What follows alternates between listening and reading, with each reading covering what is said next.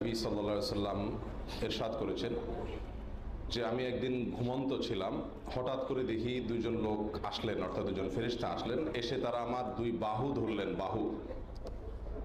দুইজনের দুই বাহু ধরে আমাকে একটা পাহাড়ের কাছে নিয়ে গেলেন। এরপরে বললেন যে তুমি পাহাড়ে ওঠো। নবী সাল্লাল্লাহু আলাইহি ওয়াসাল্লাম ফেরেশতাদেরকে লক্ষ্য করে বললেন যে আমি তো পাহাড়ে উঠতে পারবো না, এত বড় পাহাড়ে ওঠার মতো শক্তি তো আমার নাই। তখন ফেরেশতারা বললেন আমরা তোমাকে সহযোগিতা করছি, তুমি ওঠো। তখন ফেরেশতাদের সহযোগিতায় নবী সাল্লাল্লাহু আলাইহি ওয়াসাল্লাম পাহাড়ের একেবারে চূড়ায় উঠে গেলেন। চূড়ায় ওঠার পরে তিনি বিকট আকারে মানুষের আর্তনাদ, চিৎকার শুনতে পেলেন।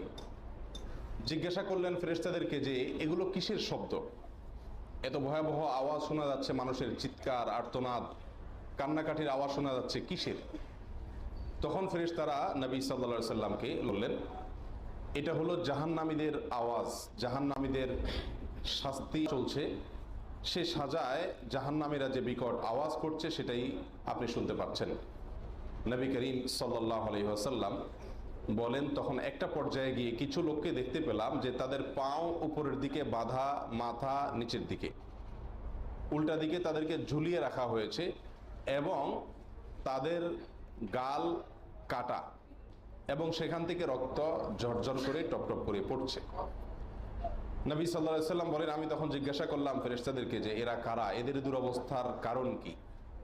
তখন ফেরেশতাগণ নবী করিম সাল্লাল্লাহু আলাইহি ওয়াসাল্লামকে বললেন এরা হলো সেই সমস্ত লোক যারা পৃথিবীতে জীবদ্দশায় রোজা রেখে রোজা ভেঙে ফেলেছে, এই জন্য তাদের এই শাস্তি চলছে। এই হাদিসটি সহিহ ইবনে খুজাইমা এবং সহিহ ইবনে হিব্বান এই বিশুদ্ধ সূত্রে বর্ণিত হয়েছে।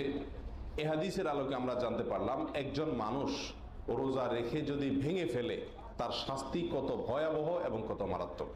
প্রিয় ভাইরা, কোন এক সালাফ বলেন যে এই যদি হয় রোজা রেখে ভেঙে ফেলার শাস্তি, তাহলে যারা রোজা রাখছেন না, রোজা রাখেনই না, আল্লাহ মাফ করুন, তাদের সাজা কত জঘন্য হবে, কত কঠিন হবে।